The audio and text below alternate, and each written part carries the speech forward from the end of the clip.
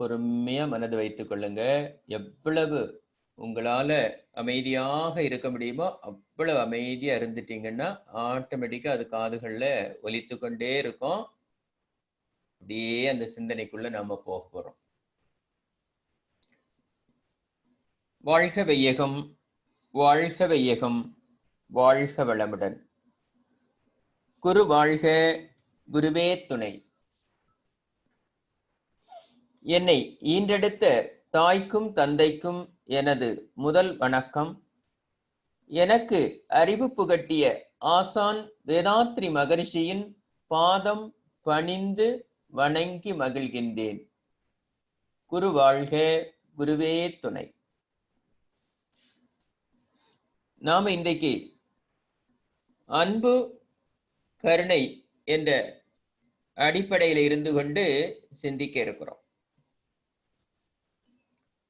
இந்த உலகத்தினுடைய மிகப்பெரிய சக்தி என்ன அப்படின்னு கேட்டா அது அன்புதான்.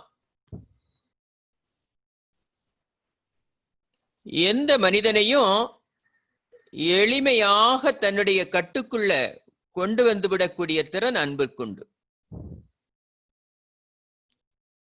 அஞ்சாதவன் அஞ்சுவது அன்புக்கு மட்டுமே என்று ஒரு வாசகம் உண்டு.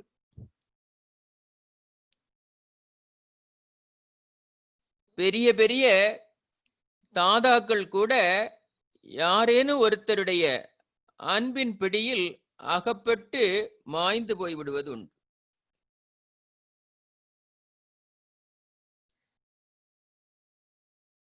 அப்படிப்பட்ட அன்பு உலகத்தினுடைய மிகப்பெரிய உன்னதம் என்றே சொல்லலாம். மகரிஷி அதை இன்னும் ஒருபடி மேலே போய் இறையினுடைய இயல்பே அதுதான் சொல்லிட்டாங்க. அப்படியே நம்ம கொஞ்சம் ஆழமாக பார்த்தோம்னா அது அத்தனை வலிமை உடையதாக வெளிப்படுகிறது. அன்பின்றி உலகம் இயங்குமான்னு கேட்டா இயற்கையினுடைய இயக்கத்துல கூட அது சாத்தியமில்லாததாக இருக்கிறது. மகரிஷிக்கு அதற்கு கொடுத்த அரிய விளக்கம் அன்பு என்பது பிடித்து வைத்திருப்பது என்று ஒரு வாசகத்தை சொன்னார். கருணை என்பது கொடுத்து உதவுவதுன்னு சொன்னார். அத வள்ளல் பெருந்தகையோ தனிப்பெரும் கருணை என்று ஒரு வாசகத்தை மேம்படுத்தி சொல்லுகிற பொழுது அது துன்பத்தை தருகிறவர்களுக்கும் இன்பத்தை நல்கக்கூடியது என்று இன்னும் மேம்படுத்தினாங்க. அப்படி அன்பையையும் கருணையையும் வள்ளலார் அதை சொல்லுகிற பொழுது தயவு என்ற ஒரு வார்த்தையை கூட பயன்படுத்துவாங்க. அப்படி அந்த வார்த்தையை நினைக்கின்ற பொழுதே ஒரு மகிழ்ச்சியை தரும், ஒரு சந்தோஷத்தை தரும். மனிதன் தான் வாழவும் பிறரை வாழ வைக்கவும் அன்புதான் அடிப்படை. அது இல்லைன்னா தானும் வாழ முடியாது, மற்றவர்களையும் அவனால வாழ வைக்க முடியும் என்பது முடியாத காரியம். மகிழ்ச்சிக்கும் வளர்ச்சிக்கும் உறவுகளை வளர்ப்பதற்கும் வியாதிகளை கூட குணப்படுத்துவதற்கும் அன்பு வேண்டும். இந்த எல்லா நிகழ்வுக்கும் அன்பு செய்யக்கூடிய உதவி அளவிடற்கரியது.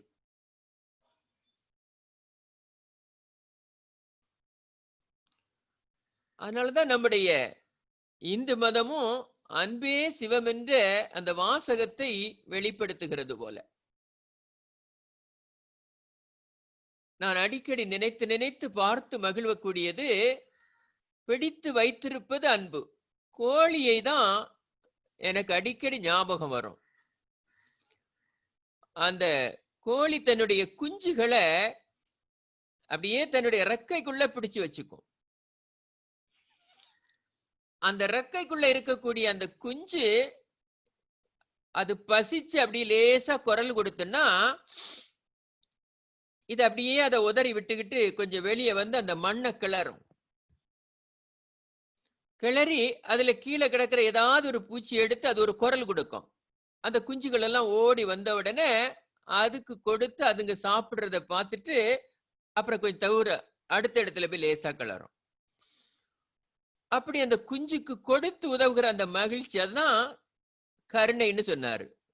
தன்னுடைய ரெக்கைக்குள்ள அப்படியே வைத்துக் கொள்வதை அன்பு என்றும், அதுக்கு பசித்த போது கொடுத்து உதவுறத கருணைன்னு சொன்னாங்க. எத்தனை அற்புதம்! இயற்கையினுடைய ஒரு நிகழ்வாக நினைத்து பார்க்க பார்க்க பார்க்க அத்தனை அன்பு. நான் எங்கள் ஊர்கள்ல நிறைய பலாமரம் நிற்கும். எங்க வீட்டிலேயே ஆயிரக்கணக்கான பலாப்பழம் காய்க்கும். ஒவ்வொரு பலாப்பழத்தை ஒரு மனுஷன் தூக்க கூட முடியாது, அவ்வளவு பெரிய பழம். அத்தனோடு சின்ன அந்த காம்பு அதை பிடித்து வைத்து கொண்டிருக்கும். அந்த மரம் எங்க ஊர்ல எல்லாம் தென்னை மரத்திற்கு இடையே ஊடு பயிராக வளருவதனால 40 அடி 50 அடி ஹைட்ல வளர்ந்து நிற்கும். அந்த 50 அடி ஹைட்ல ஒரு எண்டுல போய் ஒரே ஒரு பழம் காய்ச்சி கிடக்கும். அவ்வளவு பெருசா இருக்கும். அத்தனை தூரத்திற்கு அதனுடைய வேரை செலுத்தி நீரை உறிஞ்சி அதற்குள்ள அந்த கனியை அத்தனை சுவையாக மாற்றக்கூடிய அந்த அற்புதத்தை நினைச்சு நினைச்சு பார்ப்பேன். அன்பு இல்லைன்னா சாத்தியமே இல்லை. இனி பழுத்த பிறகு அது வச்சுக்க விரும்புவதில்லை, அதை உரியவர்களுக்கு கொடுத்தே விடுகிறது. மாமரம் இன்னும் ஒருபடி மேல போய் பழுத்தா அப்படியே உதிர்த்து கொடுத்துரும். அது செய்யற அட்டகாசத்துக்கு அளவே இல்லை. ஒரே மரத்துல ஆயிரக்கணக்கான பழங்கள், அத்தனையும் அப்படியே அதை ஊண்டி ஊண்டி வளர்த்து வளர்த்து வளர்த்து காயாக்கி கனியாக்கி மற்றவர்கள் உண்ண மகிழ்ச்சியோடு உவந்து கொடுக்கிற மரம். இப்படி இயற்கையினுடைய எந்த நிகழ்வை எடுத்து பார்த்தாலும்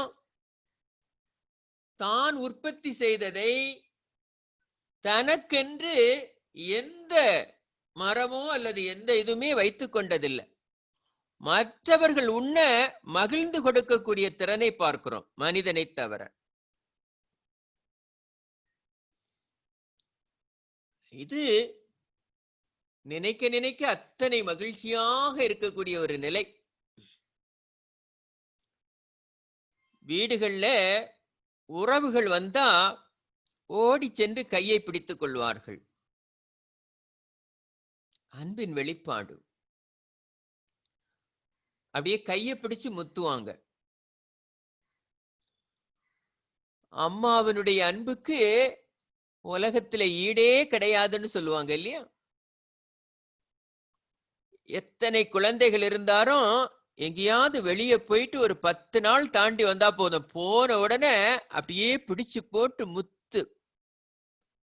அதெல்லாம் இனி நம்ம லைஃப்ல கிடைக்கவே கிடைக்காது.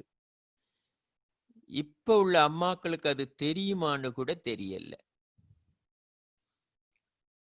அப்படி ஒரு இது இருக்கும். இப்ப பணமும் காசும் வாழ்க்கை வசதிகளை ஏற்படுத்தி கொடுப்பதுதான் அன்புன்னு நினைக்கிறாங்க போல. இல்ல,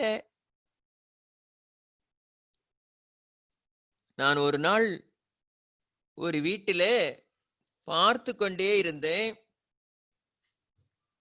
தன்னுடைய மகனும் மருமகளும் பேரப்பிள்ளையும் வந்தாங்க.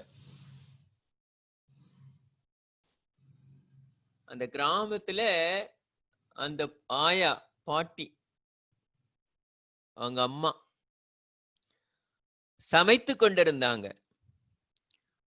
கிராமத்துல சமையலுங்கிறது அப்பெல்லாம் அடுப்பு கறி மூட்டி அந்த விறக எரிச்சுதான் உணவு சமைப்பாங்க.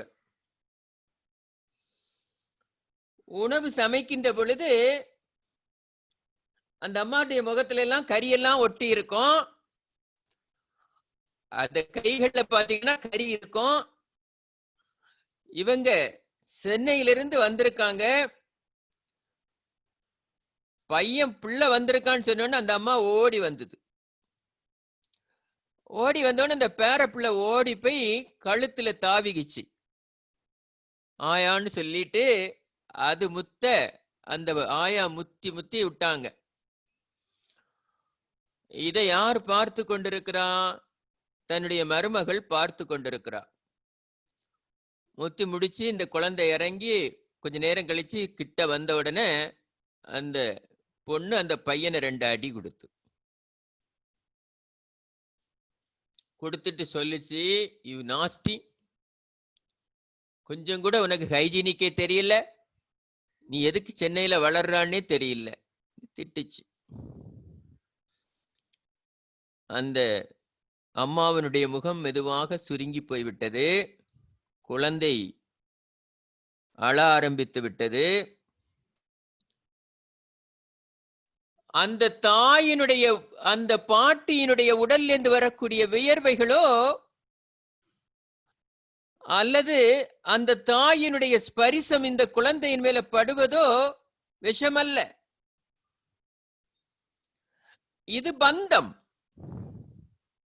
இது அன்பின் வெளிப்பாடு. அதுவும் அந்த கிராமத்து தாய் என்பவள் அவள் தேவதைக்கு சமம். அவளுக்கிட்ட எந்த விதமான இந்த பெண்ணை போல எந்த விதமான கெட்ட குணமும் அவளிடம் இருப்பதில்லை. அவள் தூய அன்பின் வெளிப்பாடு. அதனால அவளுக்கிட்ட இருந்து வருகிற வியர்வை கூட விஷமல்ல. இதை உணராதவர்களுக்குத்தான் இது விஷம். அப்படியே நினைத்து பாருங்க. நான் என்னுடைய வீட்டிற்கு ஒரு முறை சென்று வர விரும்புகிறேன். முதல்ல நான் சென்னைக்கு வந்தது 40 ஆண்டுகளுக்கு முன்ன.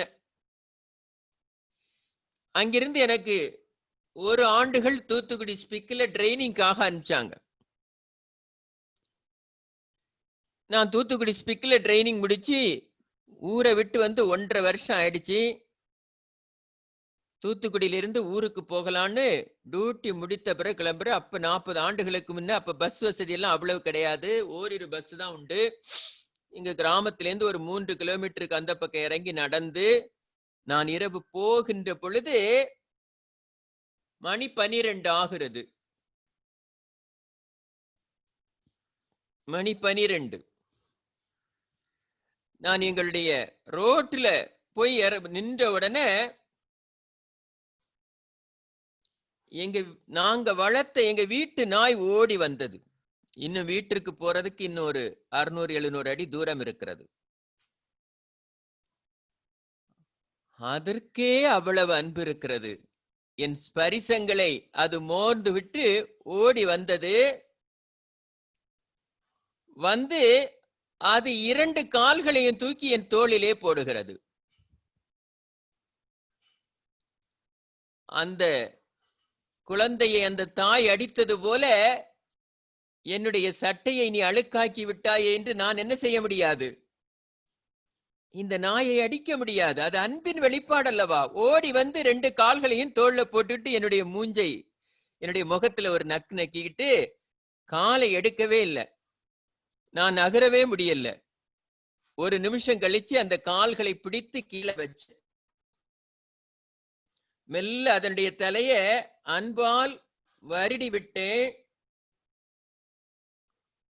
அடுத்த நிமிஷம் அதனுடைய உடம்ப அப்படியே ஒரு குலைப்பு குலைச்சி அந்த வாலை ஆட்டி அப்படியே அது ஒரு ஒலி எழுப்பி கொண்டு என் தாய்க்கு வராத பாசத்தை அந்த நாய் காட்டும். தாய்க்கு இவ்வளவு தூரத்துக்கு உடம்ப வளைச்சு வெளிப்படுத்த முடியாது இல்லையா? அவள்கிட்ட வேற விதமா பொங்கி வரும். தன்னுடைய உடல் அசைவுகளை கூட காமித்து அப்படியே அது காட்டின அன்பு இருக்குது பாருங்க. அதுக்கு நாம அடிமைங்க. அதனாலதான் இறைநிலையின் சொத்துன்னு சொன்னார் மகரிஷி. அது பார்த்த உடனே இந்த இரவுல இவ்வளவு தூரம் நடந்து வந்த அந்த களைப்பெல்லாம் போயிடுச்சு. அதுதான் மகரிஷி இப்படி எழுதினாங்க. துன்பம் போக்கும் தூய நெறியே அன்பாம் அறமாம் அறிவின் உயர்வான். இதான் அறிவை கொண்டு நீ அறிந்து கொள்ள வேண்டிய அறம்னார். ஆனா அது அந்த தாய்க்கு வரல. எது உயர்ந்தது? யார் நம்மிடம் அவ்வளவு நெருக்கமான உணர்வுகளை காட்டுகிறார்களோ அதை அறவழி நின்று அனுமதிப்பதுதான் உயர்ந்த அன்பு. அதை காட்டல. அப்படியே நாய் போகிறது. இன்னும் ஒரு 200 அடி 300 அடி தாண்டி போகிறேன். இந்த வீட்டுக்கு போறதுக்கு 2 தோட்டத்திற்கு முன்னால நான் வந்து கொண்டிருக்கிறேன். நான் வருவது எங்க தாய்க்கோ தந்தைக்கோ தெரியாது. ஆனா ஒரு 2 தோற்றத்துக்கு முன்னால என்னுடைய கால்களினுடைய ஓசையை கேட்டு ஜன்னல் ஓரத்திலே படுத்திருந்த என்னுடைய தந்தை எழுந்து, கணேசனா வருகிறாய் என்று ஒரு குரல் கொடுத்தார். எத்தனை அரண்டு போயிட்டேன். அந்த இடத்திலே ஒரு செகண்ட் நின்னு. ஏன்னா உங்களுக்கு தெரியும், தந்தை என்பவர் நம்மிடம் எப்பொழுதுமே தோழமையோடோ அல்லது சகஜமோடோ அவர் நெருங்கி பழகினதில்லை. ஆனா அவங்கள்ட்ட தீராத அன்பு இருக்குங்கிறது நமக்கு தெரியும். அங்கிருந்து அந்த குரல் வந்தவுடனே ஒரு நிமிடம் ஆடி போயிட்டேன். அந்த இரவு 12 மணிக்கு அந்த காற்றலைகளே இல்லாத நேரத்துல ஒரு ஒலி நம்முடைய காதுகளை எட்டுகிற பொழுது எப்படி இருக்கும்? அப்படியே போறதுக்கு முன்ன நான் வாசலை எட்டுவதற்கு முன்ன அவர் கதவை திறந்துகிட்டு வெளியே வந்து நின்னாச்சு. அந்த இரவுல கூட அவரே வீட்டுக்குள்ள போய், அப்பா செய்வாரா, ஒரு சொம்பு தண்ணி எடுத்துட்டு வந்து கால் கைய கழுவிட்டு கொஞ்சம் தண்ணி குடிச்சிட்டு உள்ள வாடான்னார். பாருங்க, அந்த அன்பாக இருந்தால் கூட வெளியிலிருந்து வருகிறவன் அந்த சுத்தத்தோடு வர வேண்டும் என்பதையும் அந்த இரவுல போதிக்கின்ற அந்த தந்தை இருக்கிறார் பாருங்க, அவருடைய அன்புக்கு எல்லையே கிடையாது. இல்லவா வாழ்க்கை? அப்பாவுடைய குரல் கேட்ட உடனே அடுத்த ஒரு ஜீவன் துடிதுடிச்சு எழுந்து போய் உட்கார்ந்துருக்கு. அம்மா உள்ள போன உடனே பிடிச்சு போட்டு முத்தி அந்த இரவுல கூட எழுந்து ஓடி போய் என் பிள்ளைக்கு என்னென்ன பிடிக்கும்னு பார்த்து அதெல்லாம் அங்க இருந்ததுல அறையும் குறையுமா செஞ்சு இரவு 2 மணிக்கு கூட எனக்கு பசியாற்றி விட்டு அதன் பிறகு தூங்காம விடிய விடிய 1.5 வருஷ கதையை பேசி முடிச்சிட்டு காலையில் எழுந்து அவளுடைய கடமைகளை பார்க்க போன அந்த ஜீவனை மறக்க முடியுமா? எத்தனை அன்புப்பா! இதையல்லவா இழந்து நிற்கின்றோம். ஒரு குளம் இருக்கிறது. குளத்துக்குள்ள பலாயிரம் ஜீவன்கள் வாழ்ந்து கொண்டிருக்கும். ஆனா அந்த குளத்தை விட்டு அதிகமாக அவர்கள் வெளியே போக முடியாது. அது ஒரு குளம், குட்டை தான். ஆனா எல்லா ஜீவன்களும் வாழ்வதற்கு வேண்டிய வாழ்வாதாரத்தை அந்த குளமே உருவாக்கி வைத்திருக்கும். சிறிய ஜீவன்கள் வாழ அதற்குரிய களிகளை அழுக்குகளை உருவாக்கி கொள்ளும். இந்த ஜீவன்களை உண்டு வாழ அதைவிட பெரிய ஜீவன்களுக்கு வழிவகுத்து கொடுக்கும். அதைவிட கொஞ்சம் பெரிய ஜீவன்கள் வாழ அதற்கு வழிவகுத்து கொடுக்கும். அதற்குள்ளே பாசிகளையும் தாவரங்களையும் உருவாக்கி அதை உண்டு வாழ்வதற்கு வழி செய்து கொடுக்கும். இப்படி அந்த குளம் தனக்குள்ளே அத்தனையும் பிடித்து வைத்திருக்கிறது. அது பிடித்து வைத்ததோடு நிக்கல, அங்கு வாழக்கூடிய ஜீவன்கள் உண்டு மகிழ கருணையோடு அத்தனையும் கொடுத்து விடுகிறது. அது ஒரு குடும்பம் போல அதற்குள்ள நடந்து கொண்டிருக்கும்.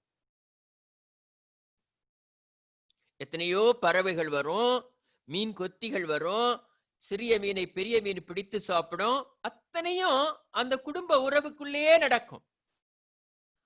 ஒரு குளத்தங்கரையில நீங்க போய் உட்கார்ந்தா அந்த குளத்தை நம்பி வாழக்கூடிய ஜீவன்களை நீங்கள் பார்த்தாலே அத்தனை மகிழ்ச்சியா இருக்கும். ஒரே ஒரு குளம் எத்தனை ஆயிரம் ஜீவன்களை வாழ வைத்துக் கொண்டு ஒரே ஒருத்தரிடம் அன்பு இருந்தா அந்த குடும்பமே வாழக்கூடிய நிலையை நீங்க பார்க்கலாம். அப்படி ஒரு அற்புதமான நிகழ்வு அது. அப்படிலாம் இந்த இயற்கையினுடைய சிஸ்டத்தை நீங்க பார்க்கின்ற பொழுது ஒன்றொன்றும் அவ்வளவு சிறப்பு மிக்கதாக இருக்கும். கருணை மிக்க இந்த உலகம் இன்றைக்கு நிலைமை நேர் தலைகீழாக மாறி அன்புக்கும் கருணைக்கும் ஏங்கக்கூடிய நிலைக்கு வந்தது.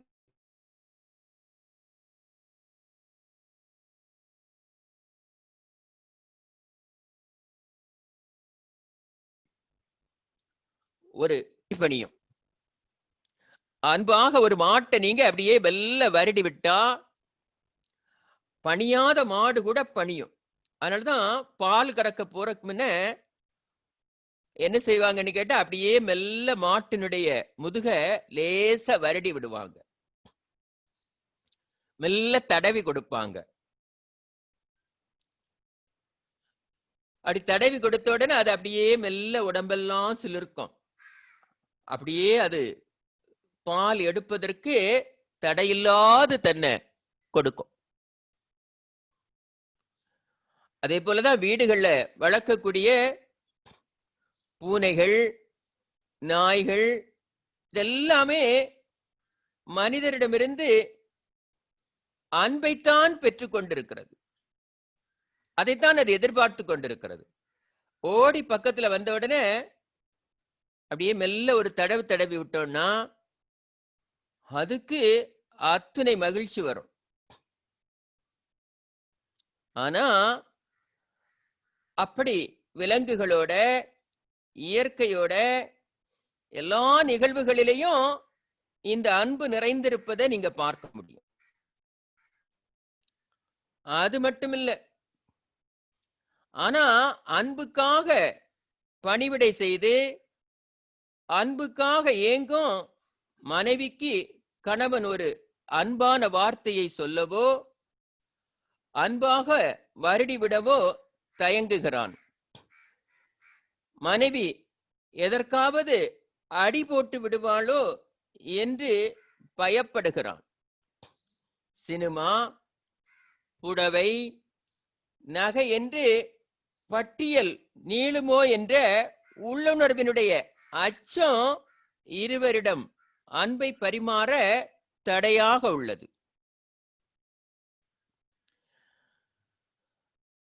தன்னம்பிக்கை உள்ளவன் மனைவியை பாராட்ட பயப்பட மாட்டான். சிலர் மனைவி கடமையைத்தானே செய்கிறாள் என்று எண்ணுகிறார்கள். மேல்நாட்டு பத்திரிகையில ஒருமுறை மனைவிமார்கள் வீட்டில் உள்ள பிராணிகளை விட மட்டமாக தன் கணவரால் நடத்தப்படுகிறார்கள் என்று ஒரு கட்டுரை எழுதியிருந்தது.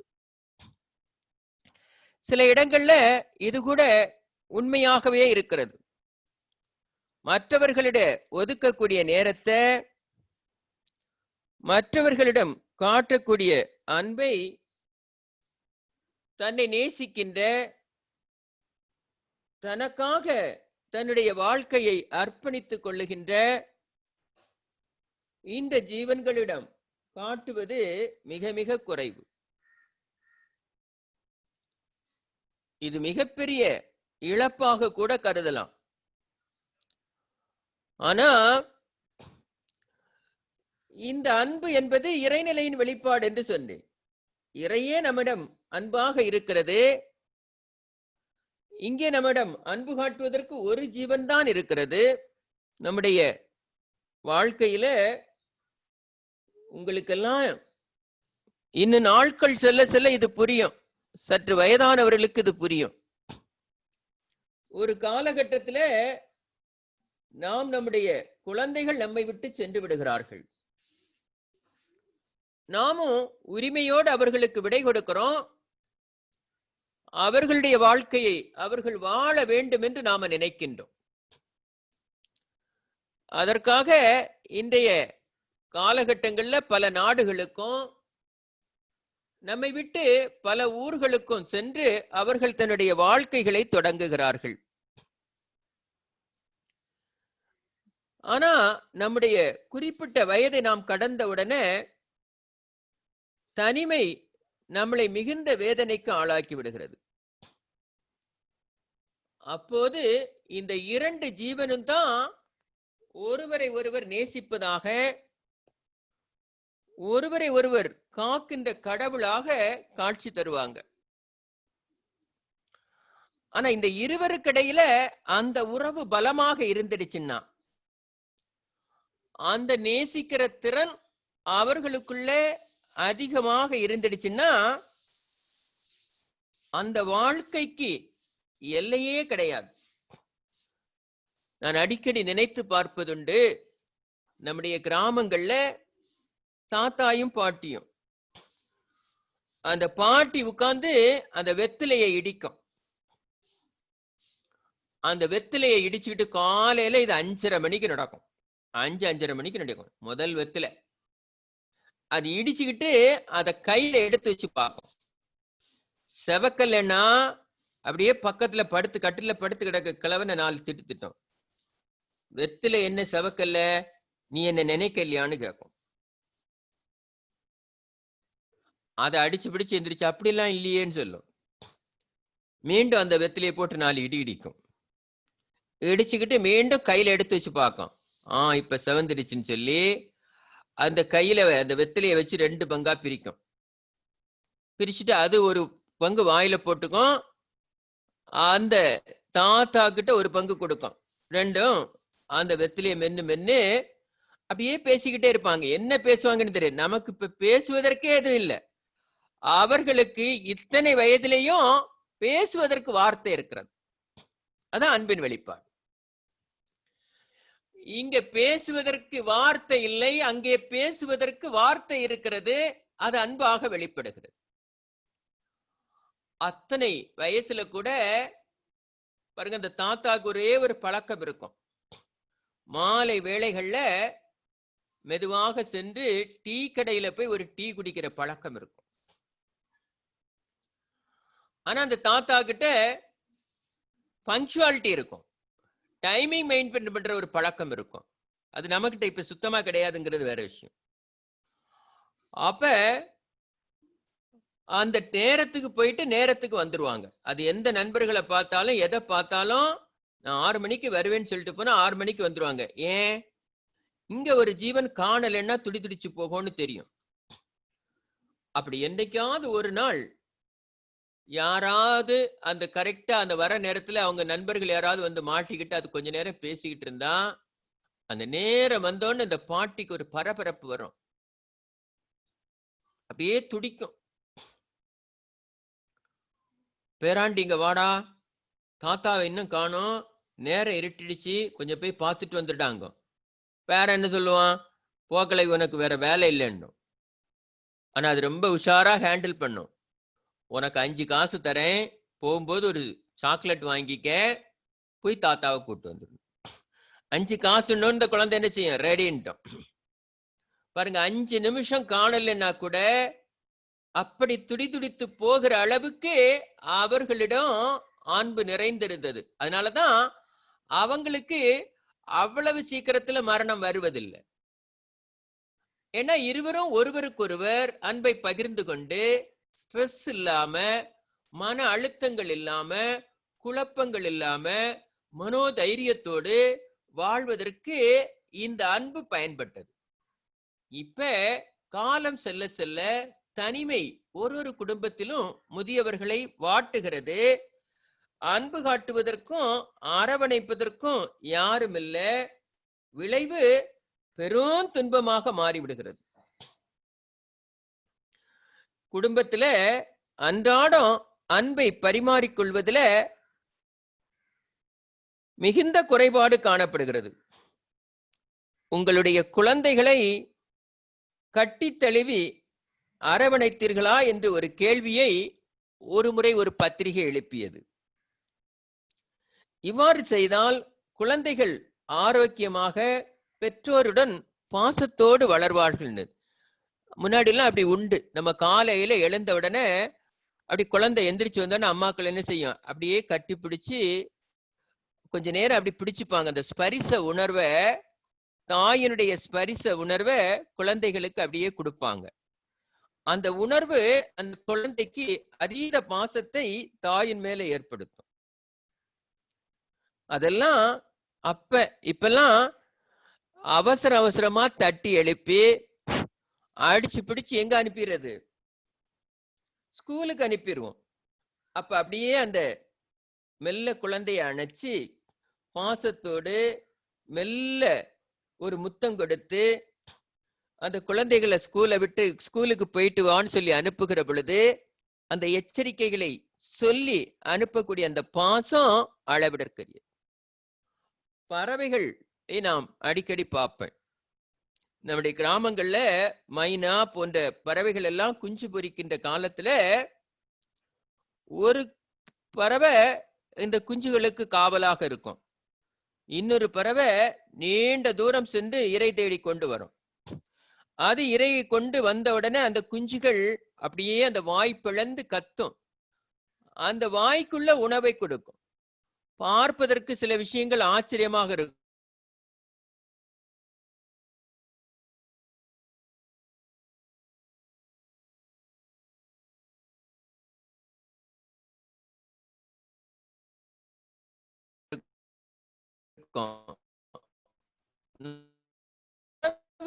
ஜீரணிக்காம வைத்து கக்கி கொடுக்கின்ற காட்சி இருக்குது பாருங்க, அன்பினுடைய உச்சம் அல்லவா. நானே ஆச்சரியப்பட்டு போய், எவ்வளவு உணவு இப்ப வருகிறது, அதனுடைய அழகுல இவ்வளவு உணவு இல்லையே. அப்படி வைத்துக் கொள்ளக்கூடிய ஒரு திறனை இயற்கை அதற்கு கொடுத்திருக்கிறான். அப்படி இது கொடுத்து விட்டு இது அதுக்கு கூட உட்கார்ந்துக்கும், அடுத்த பறவை இரை தேடி போகும். இப்படி எத்தனையோ ஜீவன்கள் கூட அத்துணை அன்போடு இருக்கும். ஒரு நாய் தன்னுடைய குட்டிகளை ஈன்றிருக்கிற பொழுது நாம் அதற்கிட்ட என்ன செய்ய முடியாது, நெருங்க கூட முடியாது. நாம நெருங்கி அதற்கிட்ட போனோம்னா அந்த அவ்வளவு நம்ம வீட்டுல வளர்த்த நாய் தான், நம்முடைய பாசத்துக்குரியதுதான். இருந்தாலும் குட்டியை தூக்க போகிற பொழுது அது குரல் கொடுக்கும். அப்படி இயற்கையினுடைய அமைப்புல அன்புக்கு எவ்வளவு விஷயங்கள் என்று பார்த்தா சொல்ல சொல்ல சொல்ல சொல்ல அத்தனை ஆச்சரியமாக இருக்கும். அப்படிதான் இயற்கை எல்லா இடத்திலையும் எல்லாவற்றையும் உருவாக்கி வைத்திருக்கக்கூடிய திறனை பார்க்க முடிகிறது. மனிதனுடைய ஆரோக்கியத்திற்கும் அன்பு மிக மிக இன்றியமையாது. அன்பு கிடைக்காத போது மனிதன் நோய்வாய்ப்பட்டு போகிறான். நோய் அன்பை பெறுவதற்கு ஒரு குறுக்கு வழி என்று கூட சில ஆராய்ச்சிகள்ல நான் படிச்சேன். தினமும் உணவு தேவை எப்படியோ அதே போல மனிதர்களுக்கும் தினமும் அன்பும் தேவைப்படுகிறது. அன்பு கிடைக்காத போது நோய்வாய்ப்பட்டு ஒருமித்தமாக கவனிப்பையும் அன்பையும் பெற்றுக்கொள்ளக்கூடிய ஒரு நிலையும் பார்க்கிறோம். அன்பு கிடைக்கல, அது ஏக்கமாக மாறுகிறது, அது உடல் துன்பமாக மலர்கிறது. உடல் துன்பமாக மலர்ந்த உடனே அப்ப இவங்களை கவனிச்சாகணும் பாருங்க. அப்ப எல்லாரும் லீவு போட்டுக்கிட்டு எல்லா வேலைகளையும் விட்டு ஒட்டுமொத்த குடும்பமும் கூடி உட்கார்ந்து அப்பொழுது அன்பை பொழிந்து கொண்டிருக்கிறது. முக்கியமாக பலவீனம் உள்ளவர்களான குழந்தைகளும் பெண்களும் உணர்ச்சிகளையும் பிரச்சனைகளையும் சமாளிக்க தெரியாமலும் அன்பை கேட்க தெரியாமலும் நோய்வாய்ப்பட்டு போய்விடுகிறார்கள். நோய்வாய்ப்பட்ட பொழுது அன்பை பொழியாமல் குறைவாக கொடுத்து உடல் நலமாக இருக்கும் பொழுது அவர்களுக்கு தினமும் தேவையான அன்பை கொடுப்பது அவர்களுடைய உடல் நலத்தை பேணுவதற்கு மிகவும் பயனுள்ளதாக இருக்கும். தொடு உணர்வின் மூலமாக அன்பை பரிமாறிக்கொள்ளும் பொழுது இது ஒரு அற்புதமான விஷயம். நீங்க யாராவது வீடுகளுக்கு போனா நல்ல ஓடி வந்து கையை பிடிச்சுப்பாங்க. அதோடு மட்டும் இல்லாம நம்மை சார்ந்த உறவுகளை பற்றிய கேள்விகளை எழுப்பிக் கொண்டே வருவாங்க. அக்கா எப்படி இருக்காங்க, குழந்தை எப்படி இருக்குது, அத்தை எப்படி இருக்காங்க, அப்படியே அந்த கேள்விகள் அடுக்கப்பட்டு கொண்டே வரும்.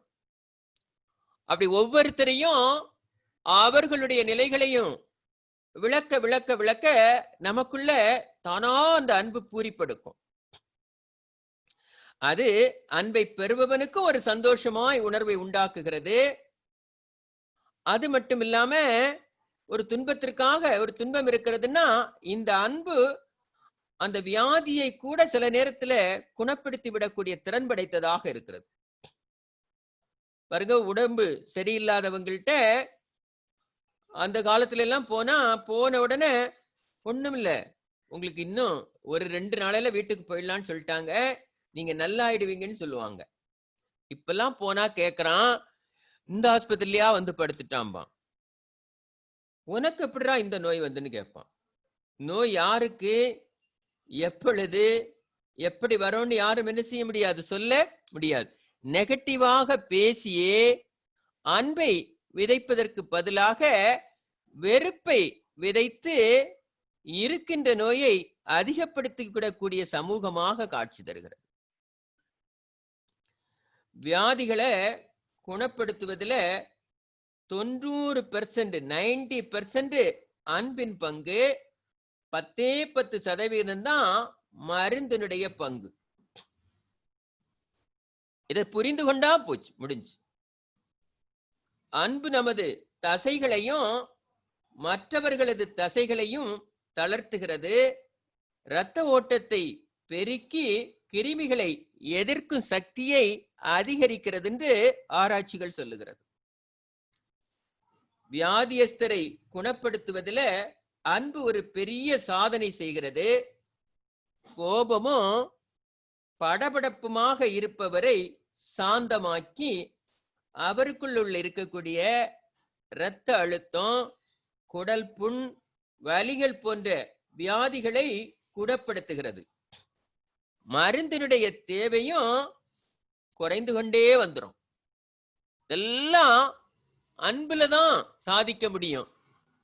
அதிகாரத்தை கொண்டோ வெறுப்பை கொண்டோ உங்களால இந்த உலகத்துல ஒருவரை கூட வாழ வைக்க முடியாது. ஆனா அன்பை கொண்டு அனைவரையும் வாழ வைக்க முடியும். ஒரு குடும்பத்துல ஒரு பையன் நல்லா படிக்கலன்னு சொன்னாங்க. உடனே குடும்ப ஆலோசகர் அவனை அழைத்து அவனுடைய முதுகிலையும் கழுத்திலையும் மெதுவாக வருடி விட்டு மெல்ல மெல்ல அவன்கிட்ட சில கேள்விகளை கேட்டுக்கொண்டே வந்தார். முடிவை பற்றி இம்மி அளவும் கவலைப்படாது அவனுடைய எதிர்மறை எண்ணங்களை பற்றி தெரிந்து கொண்டே வந்தார். மெல்ல மெல்ல வருடி அருகாமையில வைத்து அணைத்து கொண்டார். அவன் அமைதியடைந்து நடுநிலைக்கு வந்து பகுத்தறிவை உபயோகப்படுத்தி நல்ல முடிவுகளை எடுக்க அவனுக்கு முழு சுதந்திரத்தையும் கொடுத்தார். மெல்ல மெல்ல அவனிட்ட புரிய வைத்தார், படிக்கின்ற பொழுது யாருக்கு நல்லது, எவ்வளவு தூரம் அது உனக்கு உதவும், இப்போது நீ படிக்கிறது போதுமா, இன்னும் படிக்க நீ என்ன செய்ய வேண்டும் என்று அவனிடம் கொஞ்சம் கொஞ்சமாக அவனிட்ட அந்த ஆர்வத்தை அவனை மெல்ல அணைத்து கொண்டு தடவி கொடுத்து கொண்டே மெல்ல மெல்ல அந்த ஆர்வத்தை தூண்டிக்கொண்டே வந்தார். அவனிடமிருந்து ஒவ்வொரு குறைகளாக சொல்லிக்கொண்டே வர வர இதை இப்படி செய்து பார்த்தால் என்ன, அப்படி செய்து பார்த்தால் என்ன, கொஞ்சம் கொஞ்சமாக அவனோடு அந்த குழந்தையாக அவர் மாறி பேசிக்கொண்டே இருந்தார். அதெல்லாம் கேட்க கேட்டு அந்த குழந்தையின் மனதில் ஒரு நம்பிக்கையும் ஒரு முகத்தில் ஒரு மலர்ச்சியையும் வருவதையும் அவர் கவனித்துக் கொண்டே இருந்தார். அவனுடைய எதிர்காலத்தை நீயே முடிவு செய் என்று அவனிடமே ஒப்படைத்தார். அடித்தோ திட்டியோ கேட்காத அந்த குழந்தை அன்புக்கு மெல்ல மெல்ல அடிபணிய ஆரம்பித்தது. மெல்ல மெல்ல அவருடைய சொற்களுக்கு அவன் வளைந்து கொடுத்தான். அவனுடைய ஒட்டுமொத்த சக்தியையும் திரட்டி அவனை படிக்க வைத்தார். அப்பொழுது அவனை காணுகின்ற பொழுதெல்லாம் மீண்டும் உற்சாகம் ஊட்டிக்கொண்டே இருந்தார். பிற்காலத்துல அவனை ஒரு சிறந்த அதிகாரியாக உயர்ந்ததாக அந்த கட்டுரையிலே அவர் அந்த ரிசர்ச்சிலே எழுதினதை பார்க்க முடிந்தது. இப்படி எத்தனையோ பேருடைய வாழ்க்கையில அவர்களுடைய நிலைகளிலிருந்து அன்பு உயர்ந்த நிலைக்கு மாற்றி இருக்கிறது. சில மருமகள்கள் தன்னுடைய மாமியாரை தங்கள் தாய் போல எண்ணி அவர்களை அன்பாக வருடிவிட்டு உடம்பையோ காலையோ பிடித்துவிட்டு இதமாக பேசி நல்ல நல்ல எண்ணங்களை நல்லெண்ணத்தை சம்பாதித்துக் கொள்ளுகிறார்கள். ஏனென்றால் தொடு உணர்ச்சியின் மூலம் பரிமாறிக்கொள்ளும் அன்பு இருவருக்கும் இடையே பாலமாக அமைந்து விட்டால் நிம்மதிக்கும் சந்தோஷத்திற்கும் அந்த வீட்டுல ஒரு நாளும் பஞ்சம் இருப்பதில்லை. இதெல்லாம் நிறைய பெற்றோர்களை நம்ம பார்த்தோம்னா தெரியும். வாழ்க்கையில கஷ்டப்பட்டுக்கு முன்னுக்கு வந்தவர்கள் குழந்தைகளை அந்த ஊரிலே உள்ள சிறந்த பள்ளியிலே தங்களுக்கு மீறிய செலவில் சேர்ப்பார்கள். குழந்தைகள் வீட்டுல ஒரு உதவி கூட செய்வதில்லை. தாய் உங்களுக்காக பாடுபடுகிறேனே உதவி செய்யக்கூடாதா என்று திட்டினாள். உப்புக்காக சில வேலை செய்துவிட்டு படிப்பு இருக்கிறது என்று சென்று விடுவார்கள். இதுதான் நடந்து கொண்டிருக்கிறது. இன்னைக்கு எல்லா வீடுகள்லையும் என் பிள்ளை கான்வென்ட்ல படிக்குது, அங்க படிக்குது, இங்க படிக்குது. அடிப்படை அன்பை அந்த குழந்தை அறிந்து கொள்வதில்லை. தன்னுடைய ஒரு செயலிலையும் அன்பின் வெளிப்பாடுடைய அவசியத்தை அந்த குழந்தை புரிந்து கொள்வதில்லை. மெல்ல மெல்ல குழந்தைகளோடு நம்முடைய நெருக்கம் குறைந்து கொண்டே வந்தது. ஓடி சென்று அரவணைத்து கொண்டு தலையில தடவி பிடரியிலும் முதுகிலும் தடவி அதுக்கு என்ன குறை, என்ன அழுத்தத்துல இருக்கிறது, என்ன பிரச்சனை என்பதையெல்லாம் கேட்டு தெரிந்து கொள்ளக்கூடிய அந்த தாய் தந்தையர்கள் இப்போது இல்லை. நீங்க வீடுகள்ல பாத்தீங்கன்னா தெரியும், முதியவர்கள் தன் பேர குழந்தைகளை வீட்டில் உள்ள மற்றவர்களையும் நச்சரித்து கொண்டே இருப்பார்கள். குழந்தைகள்கிட்ட விளையாடாத என்று நச்சரிப்பாங்க. ஆனா அந்த சில புத்திசாலி குழந்தைகள் நேர சென்று ஓடி போய் தாத்தாக்க கழுத்தை கட்டி பிடிச்சு முத்தம் கொடுத்துரும். அடுத்த நிமிஷம் அந்த நச்சரிக்கிற வேலை நின்று போயிடும். சின்ன சின்ன உணர்வுகளை குழந்தைகள் அல்லது தாத்தா பாட்டிகள் பரிமாறிக்கொள்ளுகிற பொழுது அந்த அன்பை அவர்கள் வெளிப்படுத்துகின்ற பொழுது அவர்களுடைய அந்த வாழ்க்கை முழுமையாக மாறிவிடுவதை நாம் பார்க்க முடியும். தொடு உணர்ச்சி அந்த குடும்ப உறவினர்கள்ட்ட மிக அற்புதமானது. ஸ்பரிசங்களை பகிர்ந்து கொள்ளுகிற பொழுது பேரனும் தாத்தாவும் பாட்டியும் ஒன்றுபட்டு நிற்பத நம் கண்கள் காணுகின்ற அற்புதமான காட்சியாக இருக்கும். சில வீடுகள்ல அந்த லீவு நாட்கள்ல குழந்தைகள் வந்துவிட்டு மீண்டும் தன்னுடைய வேலை நிமித்தமாக அவர்கள் திரும்புகின்ற பொழுது பல பேர குழந்தைகள் இந்த வயதான தாத்தா பாட்டியை பிரிய முடியாமல் பல முறை ஓடி சென்று கழுத்தை கட்டிப்பிடித்து முத்தம் கொடுக்கின்ற அந்த அரிய காட்சிகள் எல்லாம் மறைந்து வருகின்றது. அனுமதி குறைந்து வருகிறது. விளைவுகள் துன்பமாகிக் கொண்டே போகிறது. இதெல்லாம் இன்னைக்கு நடக்கக்கூடிய மிக சிக்கலான வாழ்க்கை முறை. ஏன்னா ரொம்ப சுருக்கமாக சொல்வதுன்னா, நிபந்தனையற்ற அன்பை மெய் மூலமாக பரிமாறிக்கொள்ளுகிற பொழுது மனித வாழ்க்கை சந்தோஷமாகவும் ஆரோக்கியமாகவும் அமைகிறது. ஏன்னா இந்த குணம்தானே இறைவனுடைய குணம் என்று நம்ம பார்த்தோம். அது இறைவன் கொடுத்த குணம் அல்லவா? அன்பும் சிவமும் இரண்டென்பார் அறிவிலார், அன்பே சிவமாவது யாரும் அறிகிலார். அன்பே சிவமாவது யாரும் அறிந்தபின் அன்பே சிவமாய் அமர்ந்திருந்தார். அன்பு வேறு சிவம் வேறு என்று பிரித்து பார்ப்பவர்கள் அறிவில்லாதவர்கள் என்றும் மூடர்கள் என்றும், அன்புதான் சிவம் என்று இவர்களில் ஒருவர் கூட அறிய மாட்டார்கள் என்றும் திருமூலர் பெருமான் தன்னுடைய கவியில அத்தனை அழகாக விளக்கி இருக்கார். ஏன்னா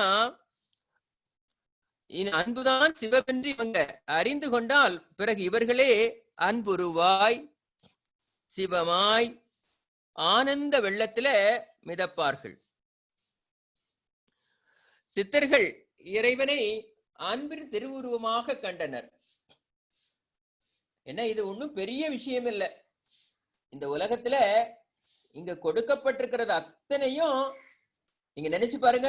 மனிதன் வருவதற்கு முன்னே மனிதனுக்கு வேண்டிய அத்தனையும் இயற்கை உருவாக்கி வைத்திருக்கிறது. எதற்கு? தன்னுடைய ஜீவன்கள், தன்னால் உருவாக்கப்பட்ட ஜீவன்கள் ஒரு துன்பத்தை கூட அனுபவிக்க கூடாது என்பதற்காக அத்தனை அன்பு இறைவனுக்கு நம்ம மேல. ஆனா நாம அதை திட்டிக்கிட்டே இருக்கிறோம். அப்படி இறைவனை அன்பின் திருவுருவமாக கண்டதுனால அத வள்ளல் பெருமான் சொல்லுகிற பொழுது அன்பெனும் பிடிக்குள் அகப்படும் மலையே என்றார். அவ்வளவு உருகாத நெஞ்சம் கூட, மலை போன்று கல் நெஞ்சம் பிடைத்தவர்கள் கூட அன்புக்குள்ள உருகி போய் விடுகிறார்கள். திருமூலர் பெருமான் வாழ்ந்த காலத்துல கபாலிகர்கள் ஒரு கூட்டம் வாழ்ந்து கொண்டிருந்தது. அவர்கள் தங்கள் கழுத்துல மண்டையோடுகளை மாலைகளை எல்லாம் கட்டிக்கிட்டு கொடியவர்கள் போல காட்சி தருவார்கள். இறைவனுக்கு பலி கொடுக்கிறங்கிற பேர்ல உயிர்களையும் மனிதர்களையும் கூட சில நேரம் பலி கொடுத்து விடுவார்கள்.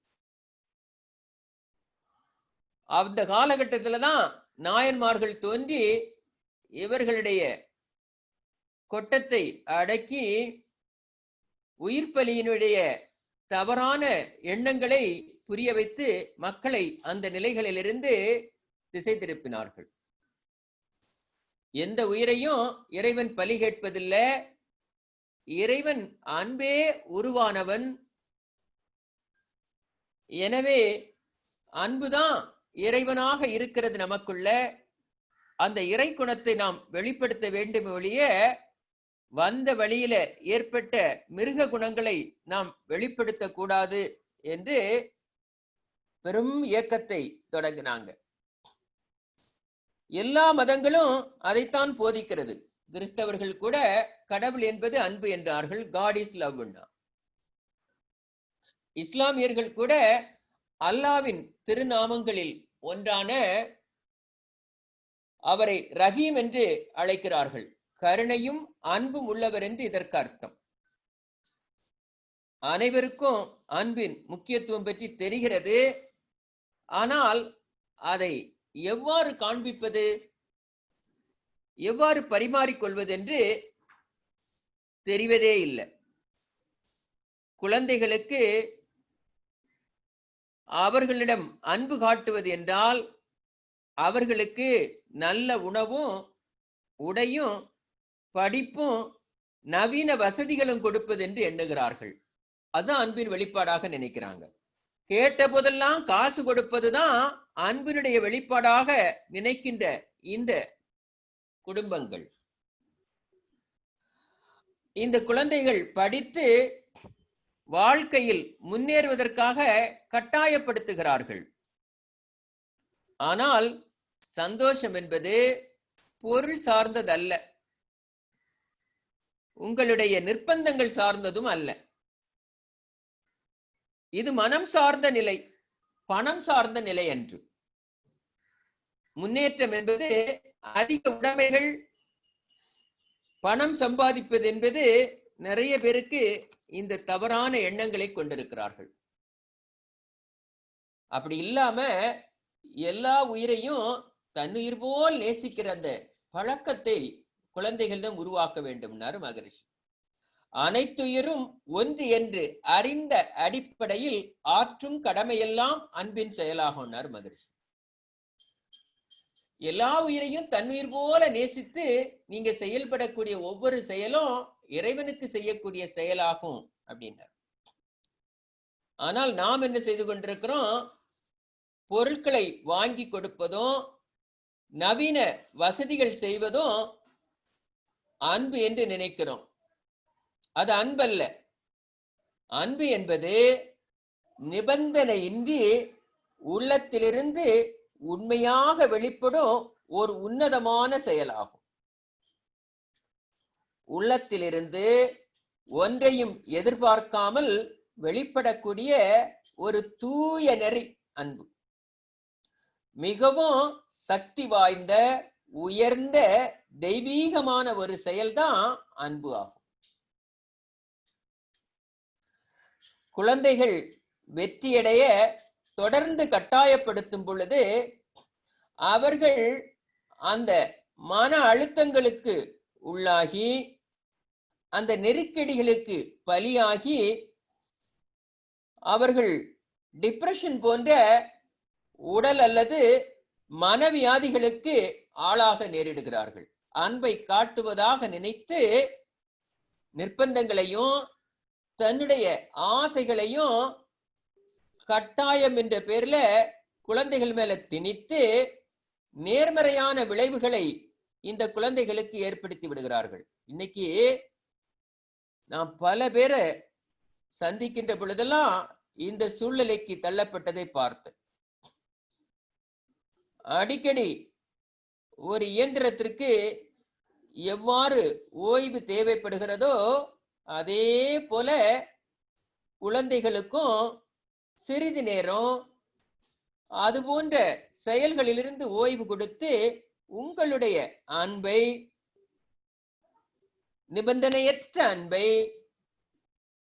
உங்கள் குழந்தைகளுடைய கைகளை பிடித்து தடவி கொடுத்து முகத்தை வருடி கொஞ்சி கெஞ்சி ஓரிரு சில மணித்துளிகள் விளையாடி உங்கள் அன்பை நீங்கள் பரிமாறிக்கொண்டா குழந்தையினுடைய அடுத்த நிலைகள் சிறப்பாக அமையும். அன்பகத்தில் இல்லா உயிர் வாழ்க்கை வன்பார்க்கண் வற்றல் மரம் தளிர்த்தட்டுன்னும். அன்பு என்பது நம்முடைய அகத்திலிருந்து வெளிப்பட வேண்டும். அப்போதுதான் அது பசுமை நிறைந்ததாக இருக்கும், அது மாசற்றதாக இருக்கும். மனிதன் உயர்வாழ உயர்ந்த அன்பு தேவைப்படுகிறது என்பதை ஒருத்தரும் புரிந்து கொள்ள வேண்டும். அன்பு காய்ந்த மரம் போல் தளிவிட முடியாத அளவுக்கு வறண்டு போனால் அன்புக்கு ஏங்கி துன்புறும் குழந்தைகளுடைய எண்ணிக்கை காலங்காலமாக அதிகரித்து கொண்டே வரும். விளைவு வளமான குழந்தைகளை உருவாக்குவதற்கு பதிலாக நோயாளிகளையே தான் நாம் உருவாக்கி கொண்டிருப்போம். ஒவ்வொரு மனிதனும் உணர்ந்து செயல்பட்டோம்னா அன்பு அத்தனை உயிர்களையும் காக்கும். அன்பு அத்தனை உயிர்களின் துன்பங்களையும் போக்கும். அன்பு அத்தனை உயிர்களின் நோய்களையும் போக்கும். அன்பு குடும்பத்துல மகிழ்ச்சியை தரும், குதூகலத்தை தரும். அன்பு வயதான காலத்துல மரணத்தை தள்ளி போடும். அன்பு ஆன்மீக நெறியில் தழைக்க உதவும். அன்பு அனைவருக்கும் ஆனந்தத்தையும் மகிழ்ச்சியையும் தரும். ஆக அன்பும் கருணையுமாக வாழ்வோம் என்று கூறி வாய்ப்புக்கு நன்றி கூறி நிறைவு செய்கின்றேன். வாழ்க வளமுடன், வாழ்க வளமுடன்.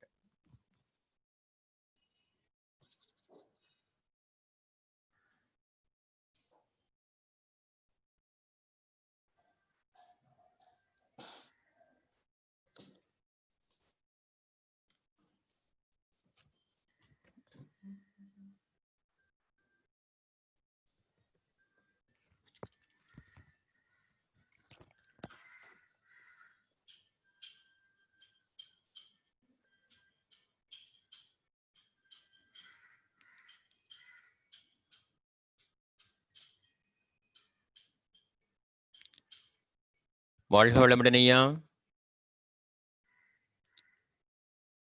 பாலசுப்ரமணியம் ஐயா.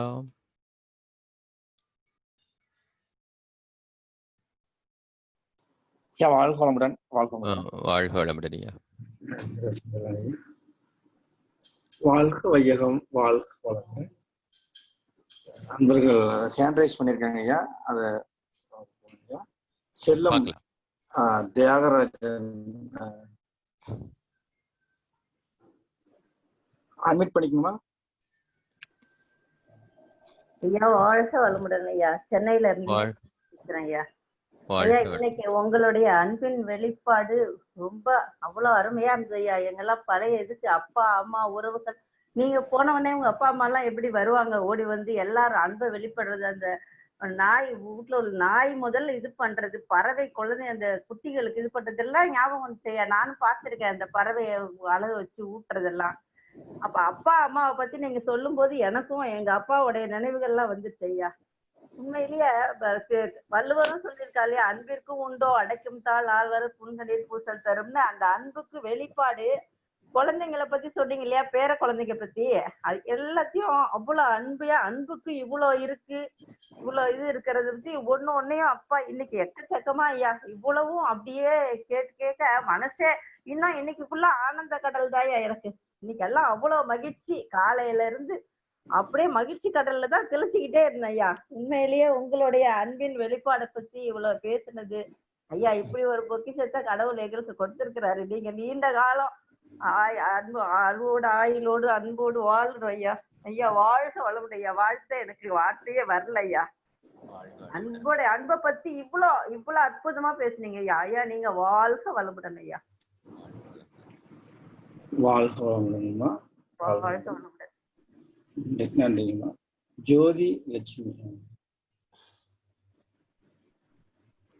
அட்மிட் பண்ணிக்கங்க. ஜோதி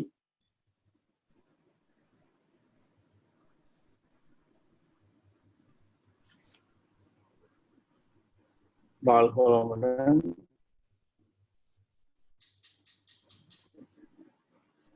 அடுத்து சாரதாமணி டீச்சர்.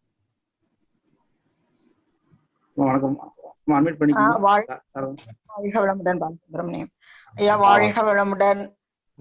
உங்களுடைய கேட்க எனக்கு அப்படியே பழைய காலத்துக்கு அப்படியே போயிட்டேன். கிராமத்துக்கு தாத்தா பாட்டி, எங்க பாட்டி அப்படியே எங்க அப்பாவை அப்படியே நீங்க தடவி கொடுப்பீங்கன்னு சொல்லுவாருங்க. அவ்வளவு பெரியவங்க தான். நாங்கெல்லாம் பெரிய பிள்ளைங்களான பிறகு கூட அப்படியே தடவி கொடுத்து என்னடா வாங்கிட்டு வர, என்ன கண்ணா வேணும் அப்படின்னு கேட்டுட்டு இருப்பாங்க.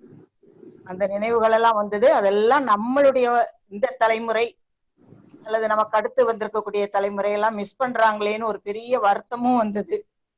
அந்த அன்பு, கடவுள், அந்த இதெல்லாம் இப்ப இருக்கிற ஜெனரேஷன் கிட்ட மிஸ்ஸிங். அதெல்லாம் பார்த்தேன். தாத்தா பாட்டி, அப்பா அம்மாவுடைய வாழ்க்கை, அவங்க நமக்கு கற்றுக் கொடுத்தது அப்படிங்கறதெல்லாம், அந்த இதெல்லாம் இப்ப இருக்க தலைமுறைகள் அப்படியே மிஸ் பண்ணிக்கிட்டு இருக்காங்களேன்னு ஒரு சின்ன வருத்தமும் வந்தது. பழைய அந்த நினைவுகளுக்குள்ள கொண்டு போனீங்க. ரொம்ப ரொம்ப நன்றிங்க. வாழ்க வளமுடன். வாழ்க வளமுடன். வாழ்க வளமுடன். நன்றிங்க. நன்றிங்க.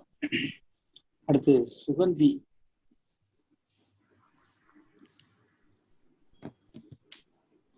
அட்மிட் பண்ணிக்கோங்கம்மா சுகந்தி. நன்றி. வாழ்க வளமுடன் ஐயா. கேக்குதுங்களா? கேக்குதுமா. வாழ்க வளமுடன் ஐயா. ரொம்ப ரொம்ப ரொம்ப அருமை. நான் இப்போ படிக்கிறோம், மரங்கள் எப்படி அன்பும் கருணையா இருக்கிறதுக்கெல்லாம் பிடிச்சு. ஆனா நீங்க சொன்ன விதம் அப்படியே நாங்க ஒவ்வொரு வாட்டியும் நீங்க ஒரு எக்ஸ்பிளனேஷன் சொல்லும்போது நம்மளே சில நேரம் மரமா இருக்கும், சில நேரம் பார்த்து அனுபவிக்கிற மாதிரி. அதே மாதிரி கோழி எத்தையுமே நீங்க வெட்டுக்கல. கோழி, நாய், அம்மா அப்பா பாசம், பாட்டி தாத்தா பாசம், ஓ மை காட், பசு எல்லாமே ரொம்ப சூப்பருங்க ஐயா. அப்படியே ஒரு பெரிய ஒரு அந்த நிகழ்ச்சி நம்ம சொல்றோம், அதுவாவே மாறி போய் இருந்து பழகுங்கன்னு நம்ம பண்ண அதுவா. ஆனா நீங்க சொல்லும் போதே அப்படியே மாறி அந்த அளவுக்கு உணர்வுங்க ஐயா. ரொம்ப சூப்பர். இனிமே இருக்க ஜெனரேஷன் நாங்களாம் ஆரம்பிக்கணும். இனிமே வர்ற குழந்தைங்க கிட்ட, நம்ம பேர குழந்தைங்க கிட்ட எப்படி நடந்துக்கணும் அப்படிங்கறத நீங்க ரொம்ப அருமையா சொல்லி கொடுத்துருக்கீங்க ஐயா. இனிமே வர ஜெனரேஷன் நிச்சயமா நல்லா இருப்பாங்க ஐயா. நல்லா பண்ணுவாங்க. பழைய மாதிரி நிலைமை மாறும், எல்லாம் நல்லதா நடக்குங்க ஐயா. ரொம்ப நன்றி. உங்களை மாதிரி இந்த மாதிரி சொல்லி கொடுக்கறதுக்கு நல்ல நல்ல ஆசான்கள் இருக்காங்க. எவ்வளவு அருமையா நீங்க வந்து உணர்ந்து சமூகத்துக்கு கொடுக்கணும்னு கொடுத்துருக்கீங்க. ரொம்ப நன்றிங்க ஐயா. வாழ்க வளமுடன். வாழ்க வாழ்க வளமுடன். வளமுடன். வாழ்க வளமுடன்மா. நன்றி. அடுத்து ஜோதி லட்சுமி ஹேண்ட் ரைஸ் பண்ணுங்க. வாழ்க வளமுடன் ஐயா. வாழ்க வளமுடன். ஐயா நான் கூடுவாஞ்சேரில இருந்து பேசுறேன். ஓ பேசுங்கம்மா. ரொம்ப நாளைக்கு அப்புறம் உங்க ஸ்பீச் இன்னைக்கு தேடி நிறைய வருது வாட்ஸ்அப்ல. ஆனா கனெக்டே கிடைக்காது, கேட்கவே முடியாது. இன்னைக்கு நேற்று வாட்ஸ்அப்ல பார்த்த காலையில இருந்துச்சு ஒன்னு ட்ரை பண்ண கிடைச்சிச்சுங்க ஐயா. மகிழ்ச்சி. ரொம்ப ரொம்ப ரொம்ப ரொம்ப சந்தோஷங்க ஐயா. ரொம்ப நாளைக்கு அப்புறம் அத கேக்குறேன். பட் ஆனா உங்களோட அந்த அன்பு வந்து ரொம்ப நல்லா இருந்தது. அந்த குழந்தைங்களை எப்படி நம்ம வழி கொண்டு வர்றது, படிக்க சொன்னா ரொம்ப ஸ்ட்ரெஸ் ஆகும், ரொம்ப கட்டாயப்படுத்தினா அத தொடுதல் மூலமா நாம வந்து அந்த அன்பை காட்டி காட்டி அந்த குழந்தைக்கே படிக்கிற ஆர்வத்தை ஒருத்தர் பெரியவர் ஊட்டினாருன்னு சொன்ன விதம் இருக்கு பாருங்க. ரொம்ப ரொம்ப சூப்பருங்க ஐயா. ரொம்ப மகிழ்ச்சியா இருக்கு. ஆனா எங்க நிறைய பேசுறீங்க, ஆனா எனக்கு கனெக்டே கிடைக்கும். இன்னைக்கு ஐடியும் இருந்தது அந்த இதுல, அந்த லிங்க் அந்த இதுக்குள்ள போயின்னா டக்குன்னு கிடைச்சிச்சு. ரொம்ப சந்தோஷமா இருந்தது. நிறைய நாள் தேடி தேடி பார்த்த கிடைக்கவே இல்லை, இன்னைக்கு கிடைச்சிச்சு. அதனால ரொம்ப சந்தோஷங்க ஐயா.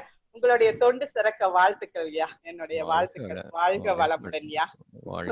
ரொம்ப நன்றிங்க ஐயா. வாழ்க வளமுடன். நன்றிங்கம்மா. வாழ்க வளமுடன். அடுத்து மல்லிகா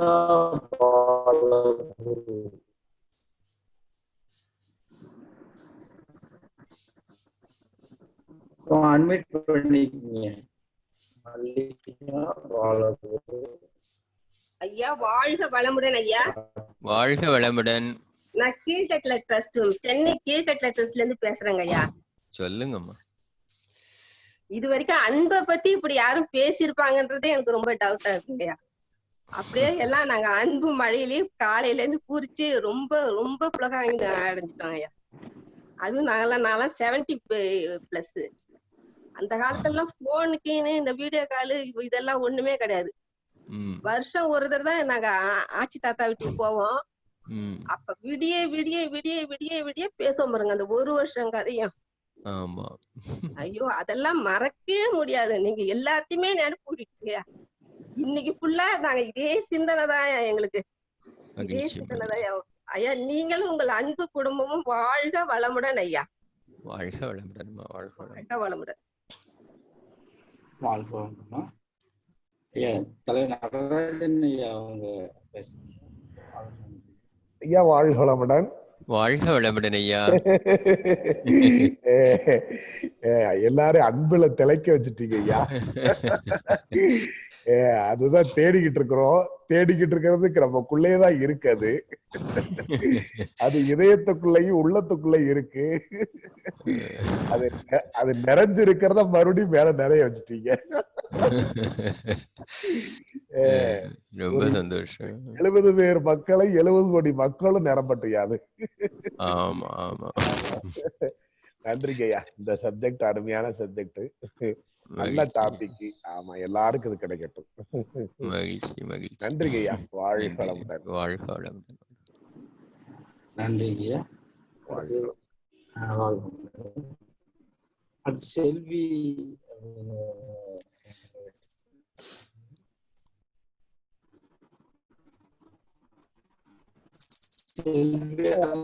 அட்மிட் பண்ணிக்கணுமா? வாழ்க வளமுடன் ஐயா. வாழ்க வளமுடன். சொல்லுங்க. அன்பை பத்தி பேசுனீங்க. எனக்கு ரொம்ப நாளா எதிர்பார்த்தேன் நீங்க இன்னும் அன்பை பத்தி நீங்க பேசலையேன்னுட்டு. எனக்கு ரொம்ப பிடிச்சது அந்த அன்பு தான் ஐயா. வாழ்க்கையின் அடிப்படையே அன்புதான். அந்த அன்பு இல்லைன்னா வாழ்க்கையில குடும்பத்துல யாருமே எதுவுமே பண்ணவே முடியாது. அது உண்மையான அன்பு இருக்கணும். இப்பெல்லாம் அந்த அன்பு எல்லாம் கொஞ்சம் கொஞ்சமா குறைஞ்சிட்டே வருது எல்லாத்தையுமே. கணவன் மனைவில இருந்து, தாய் தந்தையில இருந்து, குழந்தைங்கள இருந்து. ஏன்னா இப்ப அந்த அன்புதான் அடிப்படை. அதுதான் குழந்தைங்களுக்கு முத சொல்லியே கொடுக்கணும். ஏன்னா அன்பா வாழ்ந்திருக்கேன் நானு. எங்க வீட்டுல எங்க அம்மா அப்பா எல்லாம் அவ்வளவு அன்பா, வசதி இல்லைனாலும் அன்பு அதிகம். இது வரைக்கும் எங்க அண்ணன் தம்பி மேல நான் அன்பு வச்சிருக்கேன். ஆனா அந்த அண்ணன் தம்பி எல்லாம் அவ்வளவு அன்பு வச்சிருக்காங்களா இல்லையான்னு தெரியல. மறக்கவே முடியல வாழ்ந்த வாழ்க்கையெல்லாம். இப்பவும் அந்த அன்பை தான், எங்க போனாலும் அன்பை மட்டும்தான் எதிர்பார்ப்போம். அந்த அன்பு இருந்தா நமக்கு எல்லாமே கிடைச்ச மாதிரி ஆயிடும். நீங்க அன்பை பத்தி உணர்த்திட்டீங்க. அது எல்லாரும் உணரணும், எல்லாரும் உணர்ந்து வாழணும். மனம் வசதி வாய்ப்பெல்லாம் அப்புறம் தான், அன்புதான் முதல்ல. இந்த அன்பை பத்தி ரொம்ப உணர வச்சுட்டீங்க ஐயா. வாழ்க வளமுடன். வாழ்க வளமுடன். அன்பு குடும்பம் வாழ்க வளமுடன் ஐயா. வாழ்க வாழ்க வளமுடன். வளமுடன். நன்றிங்கம்மா. வாழ்க வளமுடன். அடுத்து VIV VIV நம்ம அட்மிட் பண்ணிக்கணும். ஐயா வணக்கமுடன். வாழ்க வளமுடன். சென்னையில இருந்து பேசுறேன், பாலாஜி பேசுறேன். நீங்க சொன்ன ரொம்ப அற்புதமா இருந்தது. எனக்கு ஒரு சின்ன நினைவு வந்தது. எங்க பாட்டி இருந்தாங்க, எங்க வீட்டு தென்னை இருக்கும், 2 தென்னை. நைட் ஆனா வீட்டை உட்காந்துட்டு இருப்பாங்க. நம்ம படிச்சுட்டு வரோம், என்னன்னு தெரியாது, ஏன் உட்காந்துருக்காங்க தெரியாது. கடைசியா எங்க அப்பா வந்து அவங்க வீட்டுக்குள்ளே வருவாங்க. எப்படி வேலை இருந்தது, என்ன இருந்தது எல்லாம் கேட்டுட்டு சாப்பாடு போட்டு அப்புறம் தான் அவங்க படுப்பாங்க. சாப்பாடு போட்டு படுக்க வச்சிருவாங்க, எல்லாம் இது பண்ணுவாங்க, ஃபுல்லா இது பண்ணுவாங்க. பாட்டி இருந்த வரைக்கும் ஒரு கண்ட்ரோல். அவங்க வந்து ஒரு குழம்பு சுக்குழம்பு வைப்பாங்க, இந்த தெருக்கே கொடுப்பாங்க எல்லாருக்கும். அந்த பக்கம் எல்லாமே போயிடும். எல்லாம் தேடி வந்து வாரத்துக்கு ஒரு என் வீட்டுல வச்சு வாங்கிப்பாங்க பாட்டி கிட்ட. பழம் நாங்கள்தான் இருக்கோம், ஓலை வீடு. நான் சொல்றது 1979, 80 அந்த காலகட்டம். எல்லாமே கிடையாது அப்பெல்லாம். எல்லாமே இதுதான், கிரவுண்டு தான், வீட்டு இருக்க மாதிரிலாம். அதான் நினைவுக்கு வந்தது, அந்த காலம் தான் பாட்டியோட நாட்கள் வந்தது ஐயா.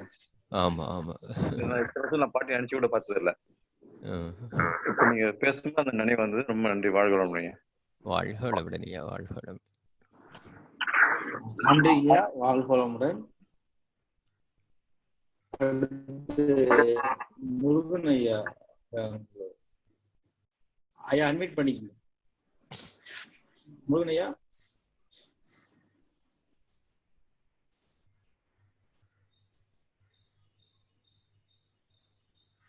ஐயா வாழ்க வளமுடன். வாழ்க வளமுடன். அன்பிற்கும் உண்டோ அடைக்கும் தாள் அப்படின்னு வள்ளுவர் சொல்லியிருக்காரு. உங்களுடைய அனுபவத்தை வச்சு இன்னைக்கு ரொம்ப நல்லா சொன்னீங்க. நான் இப்ப எனக்கு பெங்களூருக்கு வந்திருக்கேன். என் வீட்டுக்கு வந்து சுத்தி சுத்தி வரும்போது அதோட வெளிப்பாடு ரொம்ப அருமையா இருக்குது. மகிழ்ச்சியா. ரொம்ப ரொம்ப உங்களுடைய சிந்தனை விருந்து மக்களுக்கு ஆக்கப்பூர்வமாகவும் ஒரு உணர்வு பூர்வமா இருக்கிறது வந்து நீங்க வாழ்க்கையில் மேன்மேலும் ஆன்மீகத்துல முன்னேறணும், மக்களுக்கு தொண்டு செய்யணும் கூறி வாழ்க வளமுடன். வாழ்க வளமுடன். நன்றி.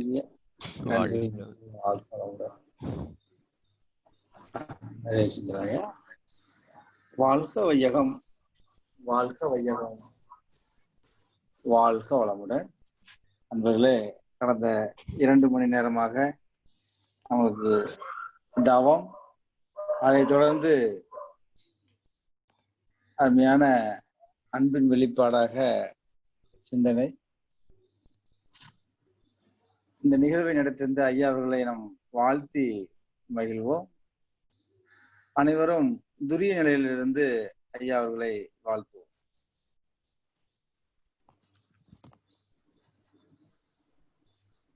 பேராசிரியர் விசன் கே கணேசன் ஐயா அவர்கள் வாழ்க வளமுடன். பேராசிரியர் விசன் கே கணேசன் ஐயா அவர்கள் வாழ்க வளமுடன். பேராசிரியர் விசன் கே கணேசன் ஐயா அவர்கள் வாழ்க வளமுடன். அவருடைய உடல் நலம் வாழ்க வளமுடன். அவருடைய குடும்ப வளம் வாழ்க வளமுடன்.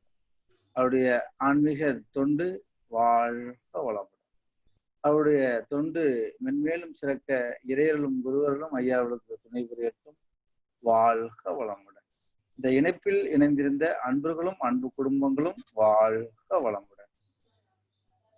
கோவில்பட்டி அழகுவேல் நகர் மனவளக்கலை மன்ற அறக்கட்டளை சார்பாகவும், அறக்கட்டளையின் தலைவர் ஐயா நடராஜன் அவர்கள் சார்பாகவும், நிர்வாகிகள் சார்பாகவும், அன்பர்கள் சார்பாகவும் ஐயா அவர்களுக்கு மீண்டும் நன்றிகளையும் வாழ்த்துக்களையும் தெரிவித்துக் கொண்டு உலக நல வாழ்த்து பாடி நாம் நிறைவு செய்து கொள்வோம்.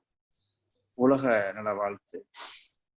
உலகமெல்லாம் பருவமழை ஒத்தபடி பெய்யட்டும், உழவரெல்லாம் தானியத்தை உவப்புடனே பெருக்கட்டும், பல தொழில்கள் புரிகின்ற பாட்டாளி உயரட்டும், பகுத்துணர்வில் தொகுத்துணர்வு பண்பாட்டை உயர்த்தட்டும், கலகங்கள் போட்டி பகை கடந்தாட்சி நடக்கட்டும், கல்லாமை கடன் வறுமை களங்கங்கள் மறையட்டும், நலவாழ்வை அளிக்கும் மெய் ஞான ஒளி வீசட்டும், நம் கடமை அறவாழ்வின் நாட்டத்தே சிறக்கட்டும், நம் கடமை அறவாழ்வின் நாட்டத்தே சிறக்கட்டும். வாழ்க வையகம், வாழ்க வையகம், வாழ்க வளமுடன். நன்றி. நண்பர்களே, இன்று அடுத்த